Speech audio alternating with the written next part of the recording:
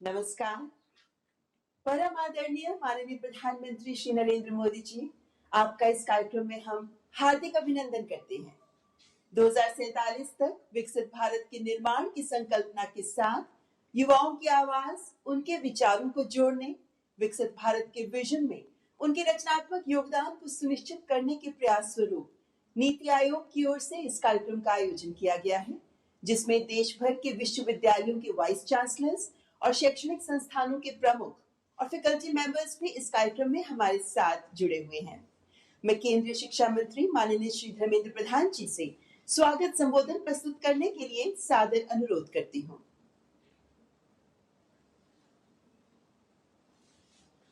माननीय राज्यपाल एवं उपराज्यपाल समूह, प्रतिष्ठित कुलपति, निर्देशक और उच्च शिक्षा संस्थानों की सभी आदरणीय फैकल्टी समूह, नमस्कार। आजादी के 75 वर्ष पूरे होने पर हमारी यशस्वी प्रधानमंत्री श्री नरेंद्र मोदी जी ने देश की लाल किले से देश की आने वाले विकास के लिए, आने वाले रोड मैप बनाने के लिए एक नई दृष्टिकोण दिया है, विकसित भारत बनाने के लिए आह्वान किया है। हमारी देश की आज़ादी की 100 साल पूरे होने पर विकसित भारत के साथ एक नए भारत की निर्माण की उनकी अटूट प्रतिबद्धता ने करोड़ों लोगों के दिल में महत्वाकांक्षा और आशा की दीपक जलाया है। मित्रों, प्रधानमंत्री जी कहते हैं यही समय सही समय है। मित्रों, पिछले सदी में, 20वीं सदी में जब तीसरे दशक तक हम पहुंचे थे, देश की एक तबका आज़ादी की लड़ाई लड़ रहे थे, दूसरे तबका आने वाले दिनों में, आने वाले सदी में देश कैसे होगा, इसके लिए शिक्षा के आधार पे नई सपने संजो रहे थे, योजना बना रहे थे। आज आवश्यकता है हम समाज की सभी घटकों को, विशेष करके शिक्षाविदों को, विद्यार्थियों को, शिक्षा से जुड़े हुए सभी दायित्ववान लोगों को इकट्ठा करके विकसित भारत की इस विमर्श में जोड़ने की आवश्यकता है। शिक्षा विभाग की ओर से अभी देश में अमृतकाल विमर्श विकसित भारत 2047 की एक सीरीज ऑफ डायलॉग चल रहा है। उसी को आगे बढ़ाते हुए आज हम सभी का परम सौभाग्य है उसको एक जन आंदोलन की रूप देने के लिए प्रधानमंत्री नरेंद्र मोदी जी ने खुद आज देश की सभी मान्यगण्य शिक्षाविदों को, उसके माध्यम से देश की शिक्षा जगत को संबोधित करने का एक अवसर हम सभी के लिए बनाया है। मित्रों, इस विमर्श में नया आशा, आकांक्षा समाज की सभी विषयों के ऊपर, राजनीति, समाज नीति, अर्थनीति, टेक्नोलॉजी, इनोवेशन, नई रोजगार की सृजन और विश्व की एक नया दृष्टिकोण बनाने के लिए आज प्रधानमंत्री जी देश के सामने नया कल्पना रख रहे हैं। हमारी सारे एजुकेशन इंस्टीट्यूशन इसकी द्योतक बननी चाहिए। आज हमारी दायित्व है इस विमर्श को देश की नई पीढ़ी के अंदर हमारे कुलपति, हमारे डायरेक्टर्स, हमारे प्रोभोस्ट, हमारे सारे फैकल्टी, जैसे आजादी की लड़ाई के समय में सभी के अपने अपने दायित्व था, आज प्रधानमंत्री जी ने आह्वान किया है सभी को अपना कर्तव्य करना पड़ेगा। मित्रों, आइए आज हम लोग अपने कर्तव्य की, अपने हिस्सा की जिम्मेवारी को संभालें और अमृत काल में विकसित भारत हम सभी की जीवन की एक बड़े लक्ष्य हो। हम सभी की योगदान में शिक्षा को आधार करके हमारी व्यापक परिवार एक नया भारत, नया विश्व की सृजन करे।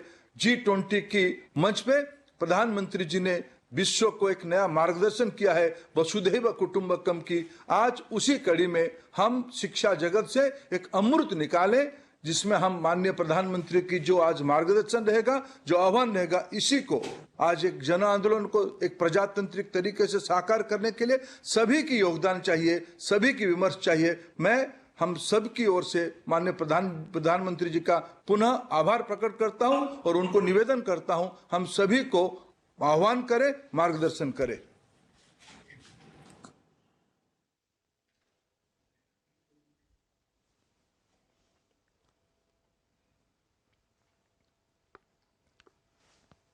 नमस्कार। केंद्रीय मंत्रिमंडल के मेरे सहयोगी धर्मेंद्र प्रधान जी, देश भर से हमारे साथ जुड़े राज्यपाल श्री,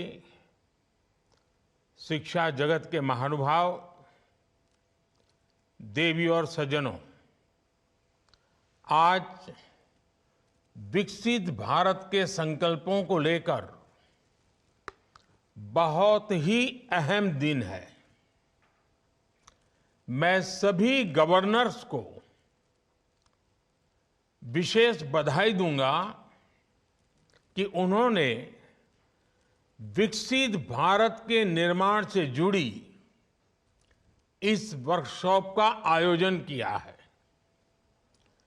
देश की युवा शक्ति को दिशा देने का दायित्व जिन साथियों पर है, उनको आप एक मंच पर लाए हैं।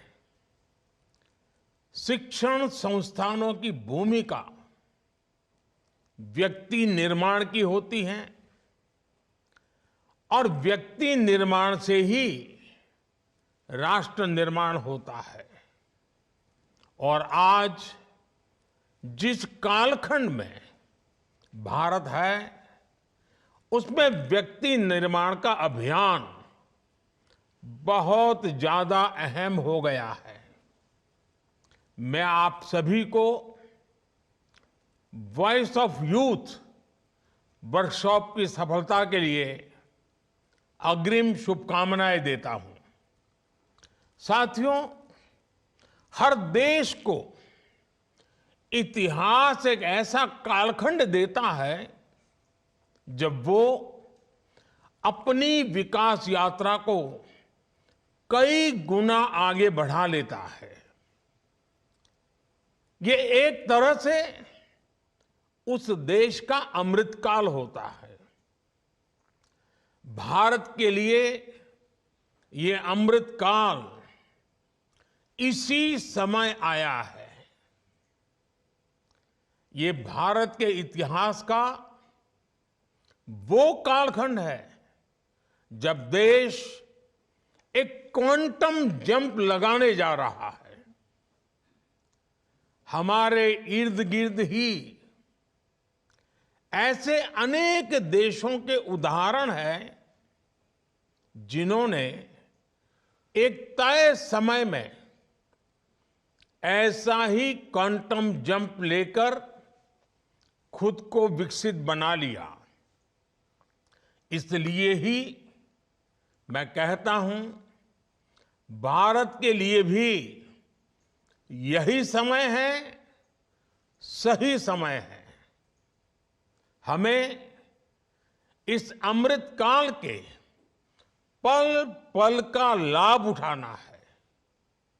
हमें एक भी पल गंवाना नहीं है। साथियों, हम सभी के सामने प्रेरणा के लिए आजादी का हमारा लंबा संघर्ष भी है। जब हम एक ध्येय के साथ, एक जोश, एक जज्बे के साथ आजादी को अंतिम लक्ष्य मानकर मैदान में उतरे, तब हमें सफलता मिली। इस दौरान सत्याग्रह हो, क्रांति का रास्ता हो, स्वदेशी को लेकर जागरूकता हो, सामाजिक और शैक्षिक सुधार की चेतना हो, ये सारी धाराएं एक साथ मिलकर आजादी के आंदोलन की ताकत बन गई थी। इसी कालखंड में काशी हिंदू विश्वविद्यालय, लखनऊ विश्वविद्यालय, Visva Bharati, Gujarat Vidyapith, Nagpur university, Annamalai university, Andhra university, university of Kerala, ऐसे अनेक संस्थानों ने देश की चेतना को सशक्त किया।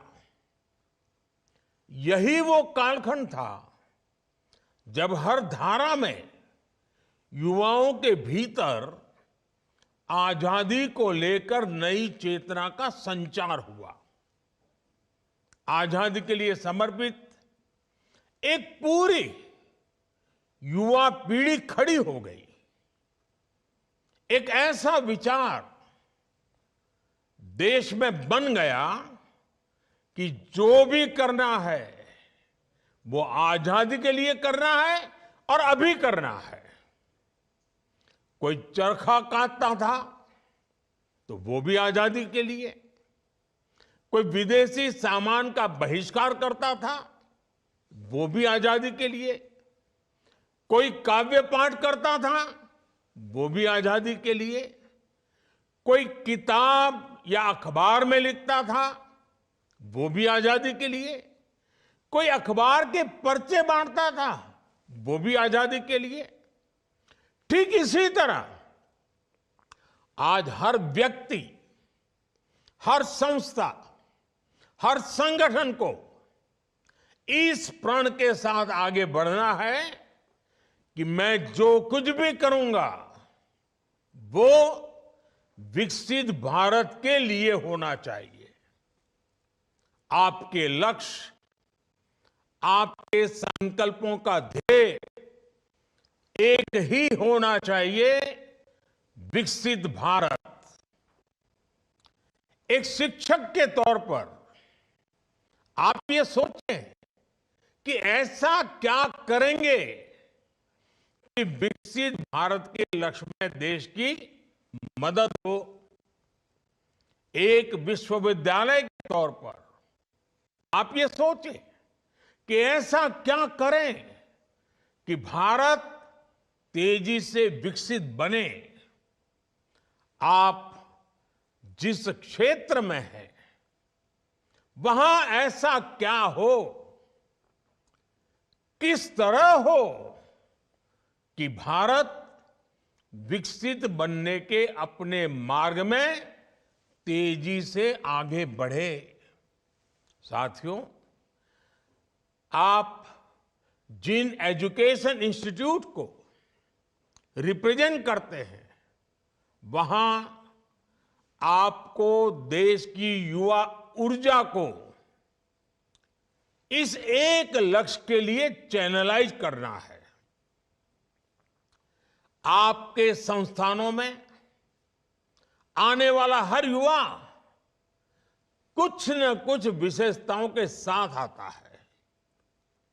उसके विचारों को चाहे वो कितने भी विविध क्यों न हो, उन सबको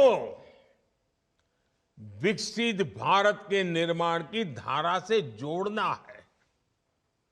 मैं चाहूंगा कि आप सभी विकसित भारत @2047 के विजन में कंट्रीब्यूट करने के लिए अपने दायरे से बाहर जाकर भी सोचें, आउट ऑफ बॉक्स सोचें। देश के हर कॉलेज और यूनिवर्सिटी में अधिक से अधिक युवा इस अभियान में शामिल हो सके, इसके लिए भी आपको विशेष अभियान चलाना चाहिए, नेतृत्व करना चाहिए, सरल भाषा में चीजों को व्याख्यायित करना चाहिए। आज ही माय गॉव के अंदर विकसित भारत @2047 सेक्शन लॉन्च हुआ है। इसमें विकसित भारत के विजन के लिए आइडियाज का एक सेक्शन है।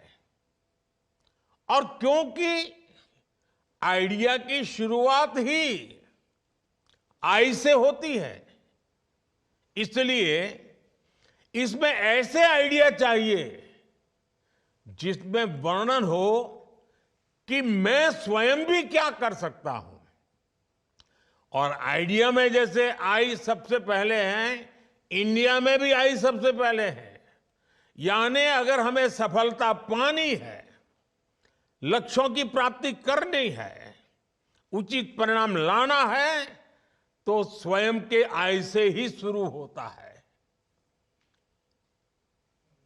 इस माय गॉव पर, इस ऑनलाइन आइडियाज के पोर्टल पर 5 अलग अलग थीम्स पर सुझाव दिए जा सकते हैं। सबसे बेहतरीन 10 सुझावों के लिए पुरस्कार की भी व्यवस्था की गई है।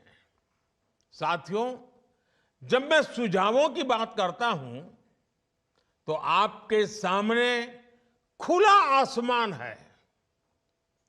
हमें देश में एक ऐसी अमृत पीढ़ी को तैयार करना है जो आने वाले वर्षों में देश की कर्णधार बनेगी, जो देश को नेतृत्व और दिशा देगी।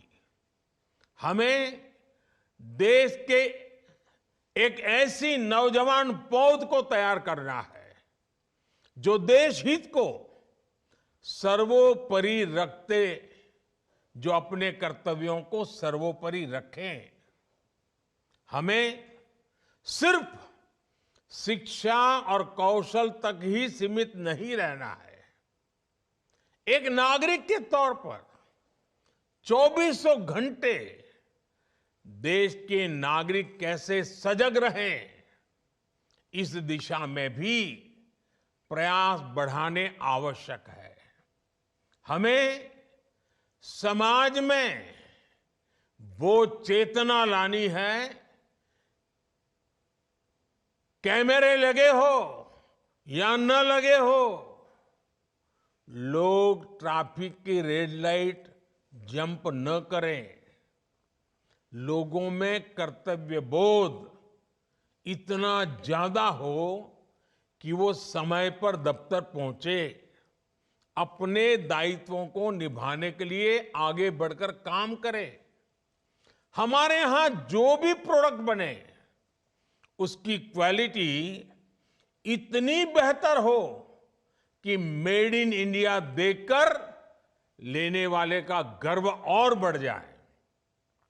जब देश का हर नागरिक जिस भी भूमिका में है, जब वो अपने कर्तव्यों को निभाने लगेगा तो देश भी आगे बढ़ चलेगा। अब जैसे प्राकृतिक संसाधनों के इस्तेमाल से जुड़ा विषय है, जब जल संरक्षण को लेकर गंभीरता बढ़ेगी, जब बिजली बचाने को लेकर गंभीरता बढ़ेगी, जब धरती मां को बचाने के लिए केमिकल का इस्तेमाल कम होगा, जब पब्लिक ट्रांसपोर्ट के ज्यादा से ज्यादा इस्तेमाल के प्रति गंभीरता होगी, तो समाज पर, देश पर, हर क्षेत्र में बहुत ज्यादा सकारात्मक प्रभाव पड़ेगा। मैं ऐसे कितने ही उदाहरण आपको गिना सकता हूं।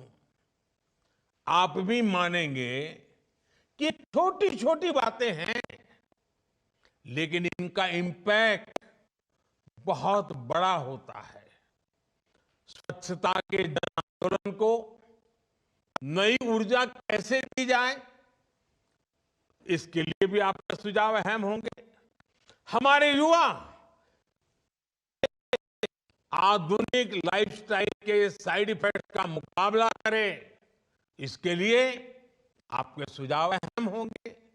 मोबाइल की दुनिया के अलावा बाहर की दुनिया भी देखें, ये भी उतना ही जरूरी है। एक शिक्षक के तौर पर आपको ऐसे कितने ही विचारों की सीडिंग वर्तमान और अगली पीढ़ी में करनी है, और आपको खुद भी अपने विद्यार्थियों का रोल मॉडल बनना है। देश के नागरिक जब देश के हित की सोचेंगे, तभी एक सशक्त समाज का निर्माण होगा। और आप भी जानते हैं कि जिस तरह समाज का मानस होता है, वैसी ही झलक हमें शासन प्रशासन में भी नजर आती है। मैं अगर शिक्षा के क्षेत्र की बात करूं तो उससे जुड़े भी कितने ही विषय हैं। 3-4 साल के कोर्स के बाद हमारे शिक्षण संस्थान प्रमाण पत्र देते हैं, डिग्रियां देते हैं, लेकिन क्या हमें यह सुनिश्चित नहीं करना चाहिए कि हर छात्र के पास कोई न कोई स्किल अनिवार्य रूप से हो? ऐसी चर्चाएं, इससे जुड़े सुझाव ही विकसित भारत की यात्रा का मार्ग स्पष्ट करेंगे। इसलिए आपको अपने हर कैंपस, हर संस्थान और राज्य के स्तर पर इन विषयों पर मंथन की एक व्यापक प्रक्रिया के रूप में आगे बढ़ना चाहिए।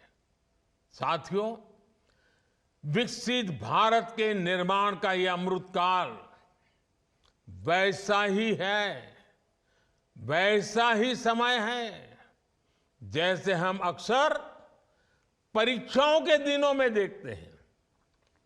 विद्यार्थी अपने परीक्षा के प्रदर्शन को लेकर बहुत आत्मविश्वासी होते हैं, लेकिन फिर भी अंतिम समय तक वो कोई कोर कसर बाकी नहीं छोड़ता। हर विद्यार्थी अपना सब कुछ झोंक देता है, समय का पल पल एक ही देह से जोड़ देता है, और जब परीक्षा की तारीखें आ जाती हैं, डेट डिक्लेयर हो जाती है, तो ऐसा लगता है पूरे परिवार की परीक्षा की तारीख आ गई है। सिर्फ विद्यार्थी नहीं, बल्कि पूरा परिवार ही एक अनुशासन के दायरे में हर काम करता है। हमारे लिए भी देश के नागरिक के तौर पर परीक्षा की डेट डिक्लेयर हो चुकी है।